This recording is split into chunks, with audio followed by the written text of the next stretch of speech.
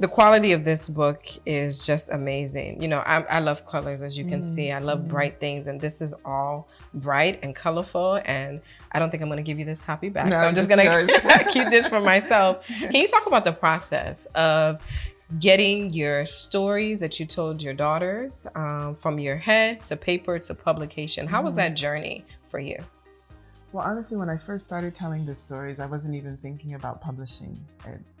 I was weaving in stories that captured images that I wanted them to be proud of, but also values and lessons that I wanted to convey to them. So I was born in Nigeria, and I came to the US when I was 3.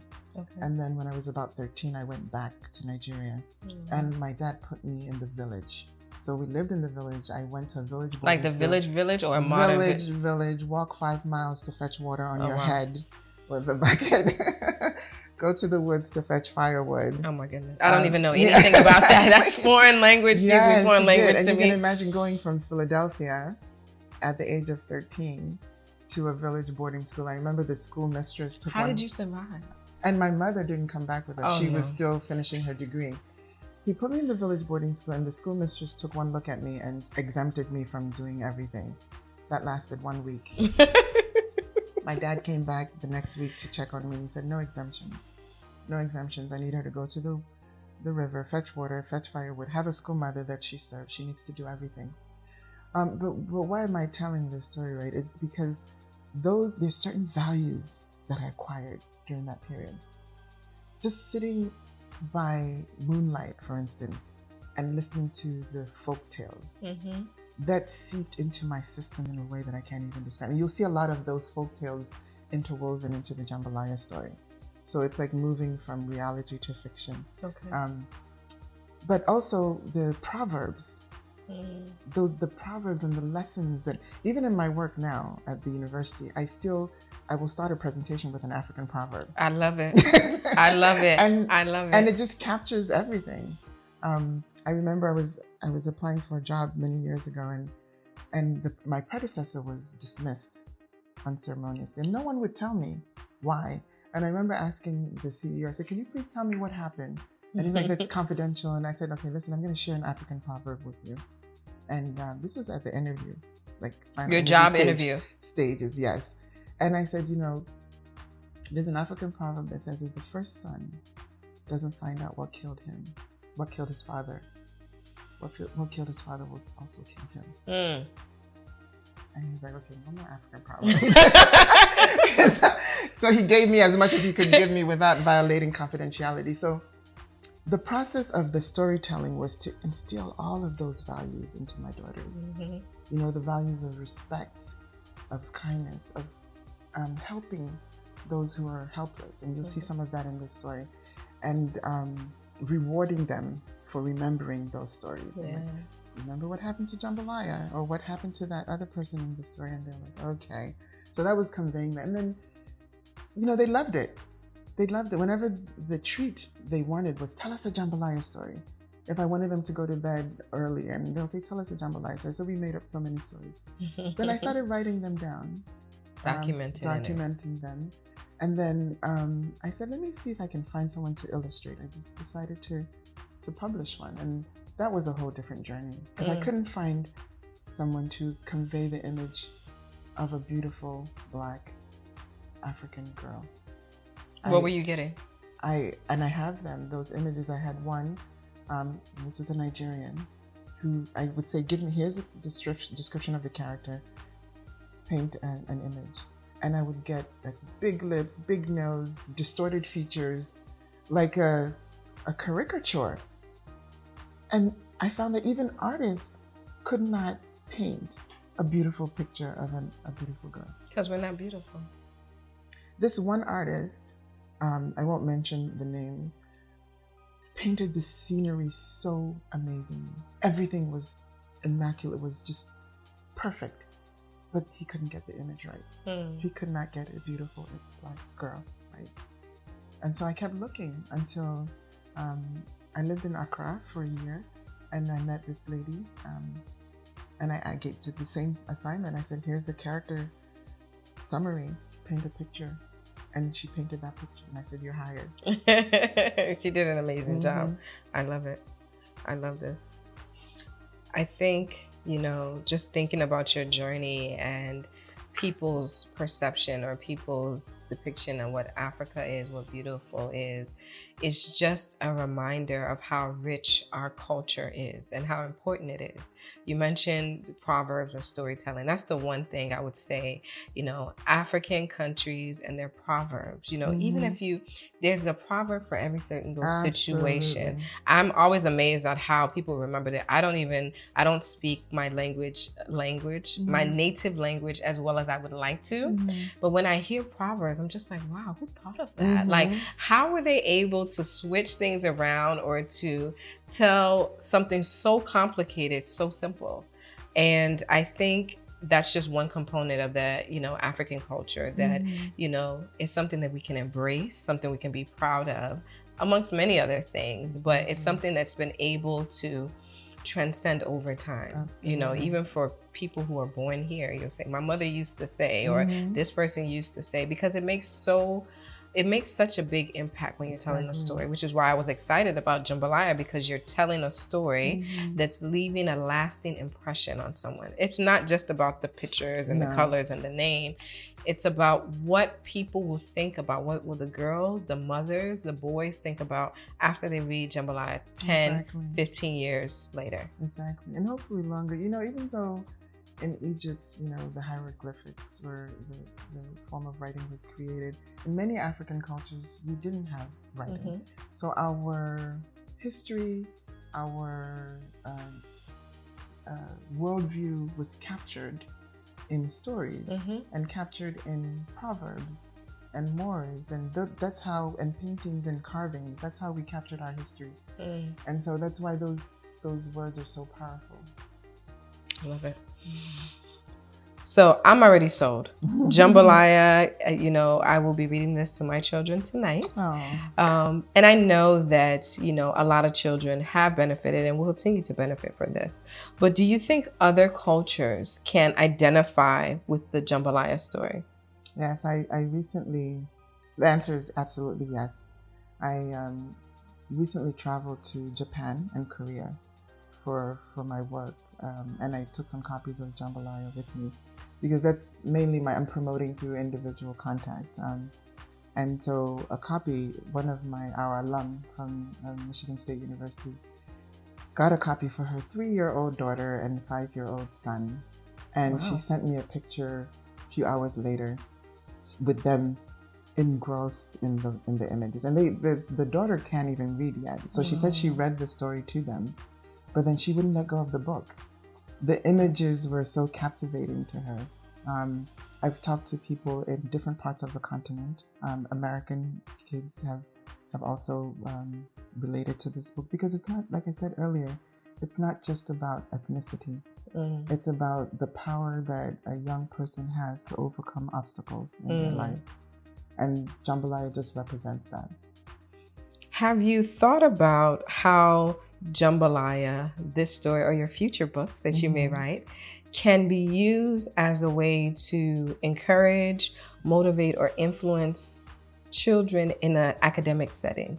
I know that, most schools have a standard curriculum that they need to follow, but a lot of times that curriculum doesn't cater to people who look like us and people who are interested in knowing more about people who look like us. Have you thought about pitching this to schools or organizations that can somehow get this idea that you've captured so wonderfully into the hands of children at an early age? Because as we talked about earlier, instilling these principles at a young age really goes a long way. Absolutely. That's my dream, to have this book be required reading in public schools all over the world. There's research that has shown that 95% of all learning in humans, behavior change, occurs between birth and age 5. Wow. That's scary. When you think of that, all the bachelors and masters and PhDs and everything else that we learn is only 5% of shaping who we are. 95% occurs at that early stage. Wow. And so when we talk about diversity and inclusion, and there's a lot of talk about that in this country and in many countries, we're missing the point if we're missing the opportunity to actually establish and instill those values of diversity and inclusion and appreciation for different cultures if we don't get them at an early stage. Wonderful. Wonderful. I'm very motivated. I'm encouraged. Yeah, I can't wait for my children to read this book. I'm thinking of how far this book can go with promotions and social media. What type of promotions have taken place regarding Jambalaya as far as, getting the word out there? We've had 2 book signings. Okay. And then I've had an opportunity in South Africa to also talk about the book to, and these were corporates actually. Oh wow! And they, I sold out all the copies that I traveled with at that time. But because this has really started as a fun thing that I'm doing with my kids, I have a very demanding full-time job. I haven't really devoted a lot of time to promoting this, and I would like to do that. I would like to get someone who can just take that on as while I write more books and someone's marketing it for me. But that would be my dream. I love the story. I love everything about this. Where can we buy this book? How much does it cost? It's on Amazon. It's on Amazon. Yeah. It's $18. $18. It's hardback, so we're looking at making a paperback that might reduce the cost so that it's more available for people. But this is probably the last batch of hardback that we'll have, so it's going to be like a collector's item. Oh. The next printing will be paperback. Okay. Yeah. Wonderful. And what is next? Is Jambalaya going to have a sister? Are we having a part? This one is titled Welcome to My World. So now that we've gotten into Jambalaya's world, what are we doing next? Well, stay tuned, but I'll give you a little bit. Eventually, Jambalaya leaves Nigeria.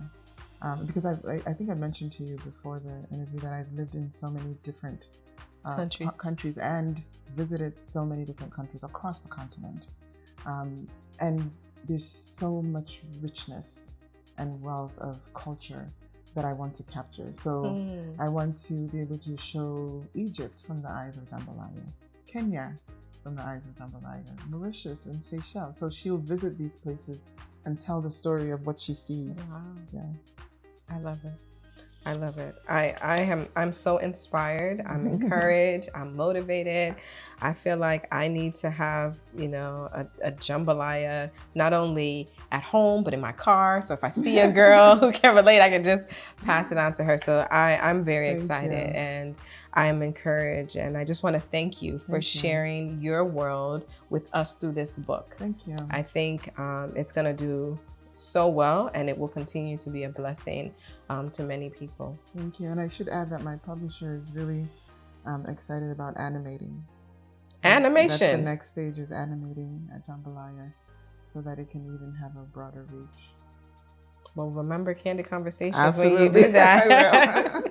So we're going to go into the next and the final component of our show, which is called Candid Confessions. Okay. And what we're going to do is we have 3 cards, and we're going to ask you to pull one card and to answer the question that you pull candidly. I'll read the question to you. Okay. And we'll take the first one. Oh, okay. So this question reads, who has influenced your writing the most? So many African writers have influenced my work. People like Buchi Machata, Ama Ata Aidu, Chinwe Effiong, Ngugi wa Thiong'o. There's just so many. Ferdinando Yono. They capture their characters so vividly, and you feel like you're actually in the story. There's one I remember, Ferdinando Yono. He's not even a female writer, but he writes about the old man and the medal. And I read this book many, many years ago, but I can still visualize the image of this old man receiving an award from the white colonial masters and waiting in the sun, beating him to get this meaningless award, and all the torture he goes through and the symbolism behind that, so it's capturing the images and the characters and the voices Through writing. I love it. So I'm going to ask you another question. I liked your response, but I want something a little bit more candid. Okay. All right. Oh, this is a good one. Okay. So what is the one thing that surprises you most about your children as it relates to our culture? Okay, there's several things, but I think how much they actually absorb without us even knowing it. Okay. So my husband and I are both from Nigerian, but he's from a different ethnic group. Mm-hmm. He's Ibibio and I'm Igbo. But they watch, so especially when my mom visits, she loves Nigerian movies. Ooh, don't we all? And they watch Nigerian movies and they act like they're not watching, but they're actually watching. And you'll know they're watching when weeks later, you'll hear them saying, foolish, nonsense. I'm like, what? Where did that come from?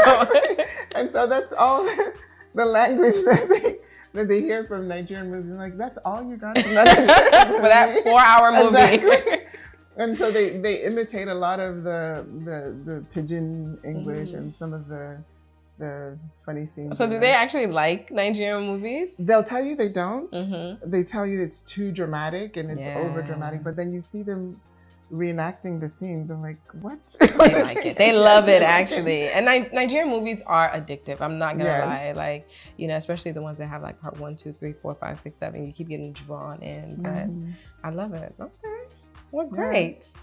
I want to thank you for this wonderful conversation. I feel like in this short time we've spent together, I've learned so much about you and so much about the book that I probably wouldn't have gotten just from reading these pages. But I'm even more excited to read this book. And I know, I can't wait to hear about what happens next with Jambalaya. And I'm really looking forward to what the future holds regarding this book and future books you have. Thank you, Yanisi. Thank you for inviting me to your show. I've enjoyed talking to you. Thank you. Thank you. Well, you've heard about the book. You've gotten to know Dr. Effiong a little bit more. We want you to go grab this book. It's on Amazon. Pick up a copy, the collector's copy, because the rest of them will be on paperback. You heard it first. Please continue to support and remember to keep your conversations candid.